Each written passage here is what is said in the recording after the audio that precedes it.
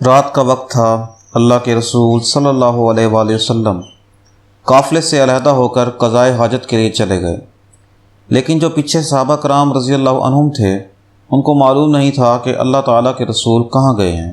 کچھ تاخیر ہو گئی، ادھر فجر کی نماز کا وقت ہو گیا۔ جو صحابہ کرام رضی اللہ تعالیٰ عنہم تشریف فرما تھے انہوں نے سمجھا کہ اللہ کے رسول کسی اور جگہ پر چلے گئے ہیں، واپس نہیں آئیں گے۔ نماز کا وقت ہو چکا ہے اور فجر کی نماز کا وقت مختصر ہوتا ہے، نماز پڑھ لیتے ہیں۔ نبی کریم صلی اللہ علیہ وآلہ وسلم کہیں دور نکل گئے ہیں، یہ سوچ کر سیدنا عبد الرحمن بن عوف رضی اللہ تعالیٰ عنہ کو ساتھیوں نے امام بنا لیا اور ان کے پیچھے نماز پڑھنا شروع کر دی۔ ایک رکعت ادا کر چکے تھے اور دوسری رکعت بھی قرات ہو رہی تھی کہ اللہ تعالیٰ کے رسول تشریف لے آئے۔ دیکھا فجر کی جماعت ہو رہی ہے۔ آپ صلی اللہ علیہ وآلہ وسلم اسی طرح صف میں کھڑے ہوئے، اللہ اکبر پڑھ کر نماز شروع کر دی۔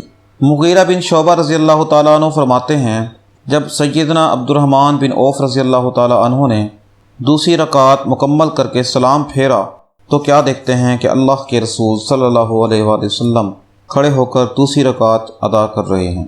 اس حدیث میں دو چیزیں ثابت ہوتی ہیں کہ ساری زندگی میں ایک ہی واقعہ پیش آیا کہ جس میں اللہ تعالیٰ کے رسول صلی اللہ علیہ وآلہ وسلم کی ایک رکعت جماعت سے رہ گئی تھی۔ یہی واقعہ ہے کہ آپ نے ساری زندگی میں ایک نماز ایسی ہے جو صحابی کے پیچھے ادا کی ہے، وہ یہی نماز فجر تھی۔ یہ ہمارے لیے سنت بن گئی۔